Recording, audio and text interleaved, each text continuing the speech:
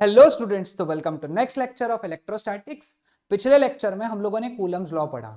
Okay, तो आज का लेक्चर है हमारा प्रिंसिपल ऑफ सुपरपोजिशन और हम लोग कुछ न्यूमेरिकल्स बेस्ड इन्हीं दो टॉपिक्स पर डिस्कस भी करेंगे इसी लेक्चर में। Okay, so without wasting our time will start with our topic principle of superposition.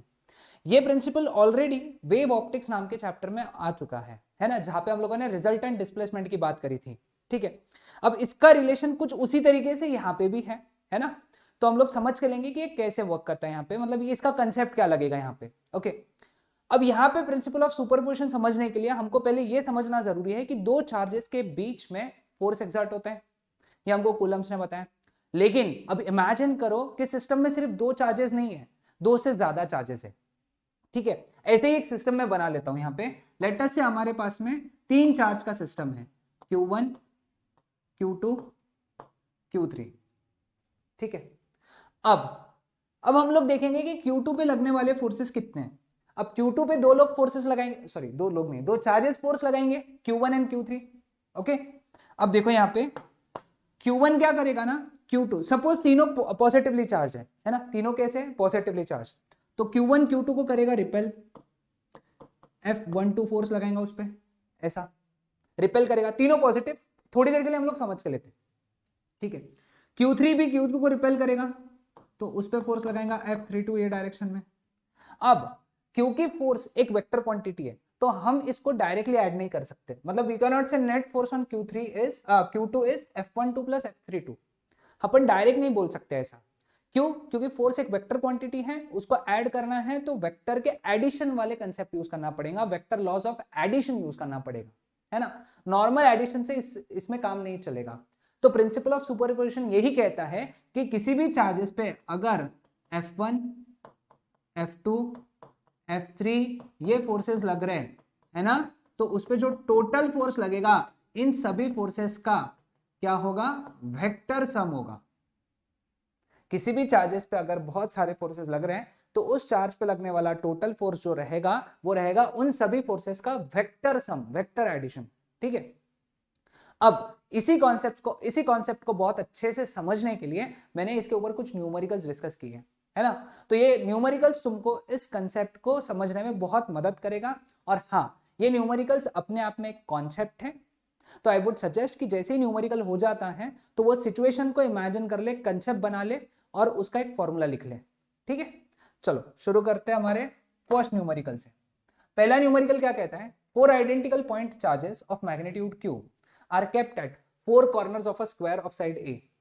Find net electrostatic force on any one charge, है ना। चलो सिचुएशन ड्रॉ कर लेते हैं। यहाँ पे एक स्क्वायर है ना, जिसका साइड कितना है A, है ना। इसके चार कॉर्नर्स पे चार आइडेंटिकल चार्जेस रखे हैं। लेट अस से सबके सब पॉजिटिव है। आइडेंटिकल बोलने के बाद में एक तो सारे पॉजिटिव या सारे नेगेटिव कंसिडर कर लो, सारे पॉजिटिव कंसिडर कर लेते हैं। ठीक है, अब हमको कोई भी एक चार्ज पे नेट फोर्स निकालना है। लेट अस से हम लोग ये वाला चार्ज चूज करते हैं। अब ये वाले चार्ज पे फोर्स कौन कौन लगा रहा है, ठीक है। पहला ये वाला चार्ज लगा रहा है, ये Q वाला चार्ज लगा रहा है, तो वो फोर्स लगा रहा है इधर। फिर ये Q वाला चार्ज, ये Q जो है इस पे चार्ज लगा रहा है, वो लगा रहा है इधर। और ये Q इस पे चार्ज लगा रहा है इधर, है ना। लेट अस से ये जो Q चार्ज जो इस पे फोर्स लगा रहा है उसको मैं F1 बोल देता हूँ। ये जो Q चार्ज लगा रहा है मैं उसको F2 बोल देता हूँ। ये जो Q चार्ज जो फोर्स लगा रहा है, सॉरी ये Q चार्ज जो फोर्स लगा रहा है उसको मैं F3 बोल देता हूँ। ठीक है, अब मुझे ये पता है कि स्क्वायर में अगर ये साइड A है, ये साइड A है, तो उसका डायगोनल होता है √2a। ठीक है, चलो शुरू करते हैं अब क्वेश्चन से। अब F1 की वैल्यू निकाल दी सबसे पहले। F1 फोर्स का फॉर्मूला क्या होता है, 1/4πε0। जब कुछ भी नहीं दिया है उसको एयर पकड़ लो, तो फोर्स कितना रहेगा 1/4πε0, है ना। चार्जेस का प्रोडक्ट, चार्जेस के मैग्नीट्यूड का product Q into Q, that is Q² upon A²। ये F1 की वैल्यू हो गई। अब बात करेंगे F2 की वैल्यू की। F2 है ना, F2 कितना रहेगा 1/4πε0। चार्जेस के मैग्नीट्यूड का प्रोडक्ट Q इंटू Q कितना क्यू स्क्वायर अपॉन उनके बीच में डिस्टेंस का स्क्वायर √2a का square which is 2a square, ये हो गया F2 का वैल्यू। ठीक है, अब F3 का वैल्यू निकालेंगे। F3 का वैल्यू क्या आएगा 1/4 पाई एप्सिलॉन नॉट, दोनों चार्जेस का मैग्नीट्यूड जो है उनका product Q into Q which is Q square upon दोनों के बीच में डिस्टेंस कितना है a, तो a स्क्वायर। तो ये हो गए 3 फोर्सेस। ठीक है, अब ये 3 फोर्सेस है ना। अब ये तीनों फोर्सेस को हम डायरेक्ट ऐड कर सकते क्या? नहीं, हम लोगों को क्या करना पड़ेगा, इनका वेक्टर सम करना पड़ेगा। ओके, अब एक काम करेंगे, नेट फोर्स ऑन क्यू के लिए वेक्टर सम निकालना पड़ेगा ना। पहले एक काम करते हैं, हम लोग ध्यान से देख रहे हैं कि F1 की वैल्यू और F3 की वैल्यू सेम है, पहला ऑब्जर्वेशन, और दूसरा ऑब्जर्वेशन दोनों 90 डिग्री पे है ना। मतलब ये F1 है जिसको मैं थोड़ी देर के लिए F बोल देता हूं, ये F3 है, इसको भी थोड़ी देर के लिए F बोल देता हूं क्योंकि दोनों का मैग्नीट्यूड सेम है और दोनों 90 डिग्री पे है ना। तो इसका जो रिजल्टेंट रहेगा वो रहेगा ऐसा, है ना, F डैश बोल देंगे, है ना। अब हमको वेक्टर में ये याद है, वेक्टर का एक कंसेप्ट याद है कि जब दो फोर्सेस सेम होते हैं, दो फोर्सेस सेम होते हैं तो उनका जो रिजल्टेंट होता है वो एंगल बाइसेक्टर पे होता है। कौन से, कहां पे होता है? एंगल बाइसेक्टर पे। मतलब this has to be 45 degree, है ना। तो इससे 45 डिग्री पे, F3 से 45 डिग्री पे एक और फोर्स है ना, जो मैं यहाँ पे बना दूं ऐसा। ठीक है, इसको पहले F2 को मैं ऐसा यहाँ लिख देता हूँ, ये F2 है, हाँ, और ये जो है ये है हमारा F डैश। F डैश यानी क्या? F1 और F3 का रिजल्टेंट। ठीक है, अब F डैश की वैल्यू कितनी रहेंगी, है ना। F डैश की value square root of F square plus F square plus twice F into F into cos of angle between them. अब दोनों के बीच में एंगल कितना है? 90। दोनों के बीच में एंगल कितना है? 90। कॉस 90 जीरो है तो ये टर्म जीरो हो गया, तो इसका आंसर कितना हो गया? √2 टाइम्स F। तो F डैश की वैल्यू कितनी हो गई?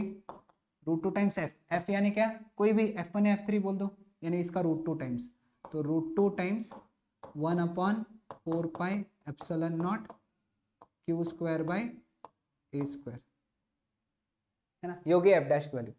ठीक है, अब देखो, अब हमारे पास में Q चार्ज पे एक फोर्स है F2 और उसी लाइन में दूसरा फोर्स है F डैश। तो अब क्योंकि F डैश F1 F3 का रिजल्टेंट है तो F1 F3 हटा देंगे, उसके जगह F डैश लिख लेंगे। तो नेट फोर्स Q पे कितना हो जाएगा?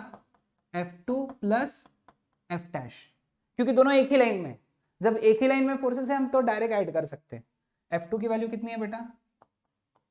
1/4 pi epsilon not Q square upon 2a square, और F डैश की वैल्यू कितनी है? √2 into 1/4 pi epsilon not Q square upon 2a square. Common क्या निकला? 1/4 pi epsilon not Q square by a square. Sorry, यहाँ पे a चाहिए था, यहाँ पे a चाहिए, क्यू 2 नहीं चाहिए। कॉमन निकला क्यू, इतना सब कॉमन निकला, ब्रैकेट में बचा 1/2 प्लस √2, है ना। अब इसको सॉल्व कर लो, है ना। इसके आगे अब वो डिपेंड करेगा कि ऑप्शन में क्या दिया है, तो आंसर यहाँ पे खत्म हो जाता है। समझ में आया? क्लियर है? तो this is the value of net force acting on any charge. Concept आ गया ध्यान में? अब मुझे एक बात बताओ, नीट जेईई में अगर ये क्वेश्चन आता है तो इसका आंसर तो हमेशा यही आने वाला है ना। ज्यादा से ज्यादा क्या करेंगे, इसमें वैल्यूज देंगे। अगर तुमको ये फॉर्मूला याद है तो तुम्हारा उतना समय बचेगा एग्जाम में। तो आई वुड सजेस्ट कि ये एक सिचुएशन ड्रॉ कर लो और ये डायरेक्ट फॉर्मूला लिख लो। अगर ये सॉल्यूशन लिख रहे हो तो बहुत अच्छी बात, नहीं तो फिर फॉर्मूला तो लिख के कंसेप्ट लिख लो और याद कर लो उसको। ठीक है, चलो दूसरा क्वेश्चन तुम्हारे लिए होमवर्क है। आई वुड सजेस्ट कि तुम लोग ये सॉल्व करो और मुझे कमेंट सेक्शन में बताओ कि इसका आंसर क्या है ना। देखते कि कौन आंसर देता है, इसका कैसे आंसर्स देते हैं। हाँ, क्वेश्चन क्या है? 3 identical point charges of magnitude Q are kept at 3 corners of a triangle of side A। पिछले बार स्क्वायर था, इस बार ट्राइंगल है ना। देखते कितने लोग सही आंसर देंगे। ये ए है, ये ए है, ये ए है। मैं सिचुएशन ड्रॉ करके दे रहा हूं, आंसर तुमसे एक्सपेक्ट कर रहा हूं। सॉरी, ये ए है और इसके 3 कॉर्नर्स पे 3 चार्जेस हैं। कोई भी एक चार्ज पे तुमको निकालना है net force, that is your homework, है ना। चलो सॉल्व करना है इसको तुरंत। आई वुड सजेस्ट लेक्चर को पॉज करके पहले सॉल्व कर लो, है ना। क्लियर। चलो नेक्स्ट कंसेप्ट की तरफ बढ़ते हैं। 5 पॉइंट चार्जेस, हाँ ये एक बहुत ही बढ़िया क्वेश्चन लगा मुझे, तो मैंने इसको इंक्लूड किया। 5 point charges each of value q are placed on 5 vertices of regular hexagon of side L. What is the magnitude of the force on a point charge of value minus q placed at the center of hexagon? ठीक है, चलो पहले ना एक काम करते हैं, अपन hexagon बना लेते हैं।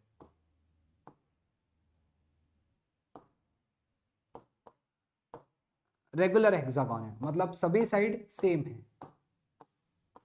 ठीक है। अब इसके 6 कॉर्नर्स, हेक्सागन के 6 कॉर्नर्स हैं। उन्होंने क्या बोला, 6 में से ना 5 कॉर्नर्स पे, यानी ये कॉर्नर पे, ये कॉर्नर पे, ये कॉर्नर पे, ये कॉर्नर पे और ये कॉर्नर पे, 5 कोई भी कॉर्नर्स पे क्यू चार्ज रखा है, ठीक है।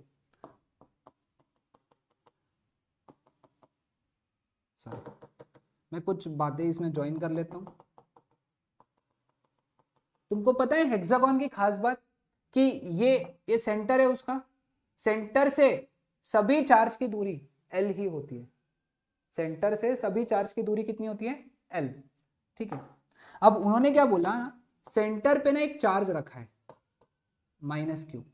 अब ये माइनस क्यू चार्ज पे टोटल फोर्स कितना एक्सर्ट करेंगे, पांचों मिलके, ठीक है। अब इसका लॉन्ग कट मेथड क्या है कि एक काम करो, इस पे सब पहले माइनस क्यू पे सब फोर्सेस देखो क्या लग रहे हैं, है ना। माइनस क्यू को ये वाला चार्ज अट्रैक्ट कर रहा इधर, ये वाला चार्ज अट्रैक्ट कर रहा है इधर, ये वाला चार्ज अट्रैक्ट कर रहा है इधर, है ना, ये वाला चार्ज अट्रैक्ट कर रहा है इधर और ये वाला चार्ज अट्रैक्ट कर रहा है इधर, ठीक है। और इन सभी फोर्सेस को निकालो और इनका वेक्टर सम करो। एक ये मेथड है, ठीक है। दूसरा ये मेथड है कि हम लोग एक और चार्ज इमेजिन करेंगे, आइडेंटिकल चार्ज स्मॉल क्यू, एक इमेजिन करेंगे ये चार्ज। लेट अस से ये पांचों मिलके जो फोर्स लगा रहे हैं वो है कैपिटल F, है ना। और ये स्मॉल क्यू जो फोर्स लगा रहा है ये है स्मॉल f, है ना। अब क्योंकि ये सिस्टम सिमेट्रिकल है, अगले लेक्चर में बताऊंगा, तो अगर ये सिस्टम सिमेट्रिकल है तो नेट फोर्स, है ना, नेट फोर्स जो चार्ज माइनस क्यू पे है वो कितना होना चाहिए, 0। नेट फोर्स कितना होना चाहिए, 0, ठीक है। क्योंकि सिस्टम पूरा सिमेट्रिकल है, सभी क्यू चार्जेस हैं और बीच में माइनस क्यू है, सब एक दूसरे, जैसे ये जितने फोर्स से अट्रैक्ट करेगा उतने ही फोर्स से ये अट्रैक्ट करेगा, दोनों एक दूसरे को कैंसिल करेंगे। ये जितने फोर्स से अट्रैक्ट करेगा ये उतने फोर्स से अट्रैक्ट करेगा, दोनों एक दूसरे को कैंसिल करेंगे। ये जितने फोर्स से अट्रैक्ट करेगा ये उतने ही फोर्स से अट्रैक्ट करेगा, कैंसिल करेंगे, अपोजिट डायरेक्शन है इसलिए। तो कैन आई से दैट कि total sum net force on minus Q is 0। लेकिन माइनस क्यू पे लगाने वाले पांचों चार्जेस कितना फोर्स लगा रहे हैं, वेक्टर F। ये छठवा कितना लगा रहा है, small f vector small f, that should be equal to 0। यानी इसका मतलब क्या है, वेक्टर F की वैल्यू है minus small vector f। Minus ये इंडिकेट कर रहा है कि जो वेक्टर F की डायरेक्शन है उसके अपोजिट स्मॉल f की डायरेक्शन है, या फिर जो स्मॉल f की डायरेक्शन है वो वेक्टर F उसके अपोजिट वेक्टर F की डायरेक्शन है। अगर दोनों साइड का मैग्नीट्यूड लूं, सिर्फ मैग्नीट्यूड, तो कैपिटल F की वैल्यू कितनी है, स्मॉल f के जितनी है ना। अब स्मॉल f कितना फोर्स एक्सर्ट करेगा, देखो अब ये स्मॉल f की वैल्यू कितनी, अब ये चार्ज कितना है Q, ये चार्ज कितना है माइनस Q, इनके बीच में दूरी कितनी है L, तो स्मॉल f की वैल्यू कितनी होगी 1/4 pi epsilon not Q square by L square, product of the charges. हाँ ध्यान रखो, जब फोर्स की बात करते हैं ना हम लोग चार्जेस का मैग्नीट्यूड लेते हैं, यानी Q इंटू माइनस क्यू नहीं करना, क्योंकि फोर्स ये वेक्टर क्वांटिटी है, तो फोर्स का अपन मैग्नीट्यूड निकाल रहे पहले। तो मैग्नीट्यूड में माइनस क्यू का मैग्नीट्यूड लेना है, माइनस क्यू का मैग्नीट्यूड क्या है Q, और इसका मैग्नीट्यूड क्या है Q, तो Q स्क्वायर बाय डिस्टेंस का square.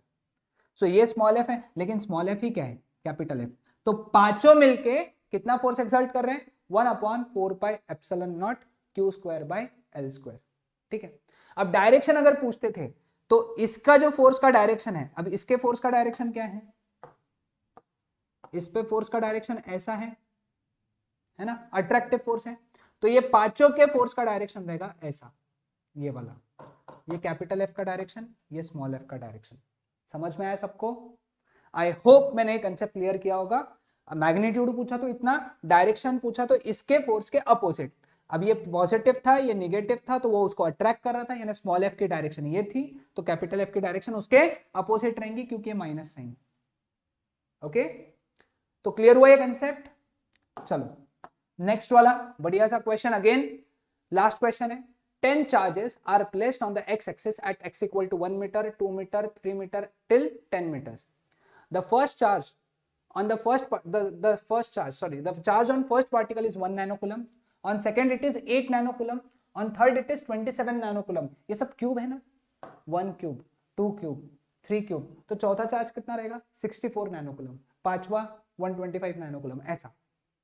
The magnitude of the electric force acting on 1 coulomb charge placed at the origin is, है ना। चलो पहले इसका डायग्राम बना लेते हैं, है ना।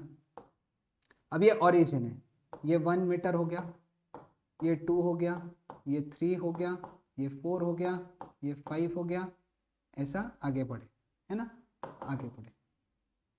यहाँ पे Q1 चार्ज है, Q2 चार्ज है, Q3 चार्ज है, Q4 चार्ज है, Q5 चार्ज है। ठीक है, यहाँ पे ओरिजिन पे 1 कूलम का चार्ज है। ठीक है, अब ये सारे पॉजिटिव चार्ज दिए हैं, मतलब सारे मिलके क्या करेंगे, 1 कूलम को रिपेल करेंगे, है ना। तो मुझे एक बात बताओ, F1 का वैल्यू कितना रहेगा, 1/4πε0 product of the charges Q1 into 1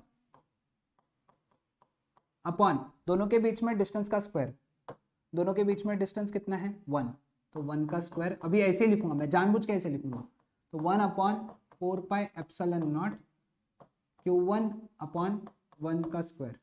ठीक है, सिमिलरली F2 का वैल्यू क्या लिखूंगा, 1/4πε0 Q2 इंटू 1 अपॉन 2 स्क्वायर, क्योंकि उसका डिस्टेंस 2 मीटर है ना, तो ये लिखूंगा मैं 1/4πε0 Q2 अपॉन 2 स्क्वायर, ऐसा चलता रहेगा। तो नेट फोर्स जो 1 पे लगेगा, अब सभी फोर्स एक ही डायरेक्शन में लगा रहे, सॉरी सभी चार्जेस एक ही डायरेक्शन में फोर्स लगा रहे 1 कूलम पे, तो नेट फोर्स का सिंपल एडिशन होगा, क्योंकि एक ही डायरेक्शन है तो वेक्टर सम करने की जरूरत नहीं है। तो नेट फोर्स कितना रहेगा, F1 plus F2 plus F3 till F10, सभी में कॉमन क्या निकलेगा, 1/4πε0। पहले वाले में से क्या बचा, Q1/1 स्क्वायर, इसको स्क्वायर कर देते हैं, दूसरे वाले से Q2/2 स्क्वायर, तीसरे वाले से Q3/3 स्क्वायर, ऐसा लास्ट तक Q10/10 स्क्वायर। ठीक है, 1/4πε0, है ना। Q1 की वैल्यू कितनी है, 1 नैनोकूलम, ये नैनोकूलम है, नैनो यानी 10 का पावर -9, तो एक काम करते हैं 10 का पावर -9 कॉमन निकाल लेता हूं मैं हर एक में से। तो पहले वाले में क्या बचेगा, 1 क्यूब अपॉन 1 स्क्वायर, दूसरे वाले में से क्या बचेगा, 8 कूलम बचेगा ना, 10 टू द पावर -9 निकल लिया कॉमन, 8 क्यूब यानी सॉरी 8 यानी 2 cube upon 2 square, 3 cube upon 3 square, ऐसा आखिरी में 10 क्यूब अपॉन 10 स्क्वायर। ठीक है, चलो अभी यहां लिखता हूं, F net is equal to 1/4πε0 की वैल्यू मैंने लिखा के दी थी 9 into 10 to the power 9, 10 to the power -9 common निकला। अब ब्रैकेट में क्या बचा, 1 cube upon 1 square is 1, 2 cube upon 2 square is 2, 3 cube upon 3 square is 3, ऐसा कहां तक, 10 तक, है ना। अब 10 तक अगर ये सारी एडिशन करते हो, है ना, ये सारी एडिशन जो 10 तक करते हैं वो कितनी आती है, 55, है ना। ये तो कैंसिल हो गया, तो ये हो जाएगा 9 इंटू 55, तो आंसर कितना आया, 9 5 जा 45, 4 9 5 जा 49, तो 495 Newton, this would be your answer, है ना, 495 न्यूटन। इतना नेट फोर्स लगेगा। तो ऐसे कुछ इंपॉर्टेंट क्वेश्चंस मुझे प्रिंसिपल ऑफ सुपरपोजिशन पे लगे तो वो हम लोगों ने डिस्कस किए। अब नेक्स्ट लेक्चर में हम लोग इसके आगे का कंसेप्ट पढ़ेंगे, है ना। तो टिल देन बाय एवरीवन।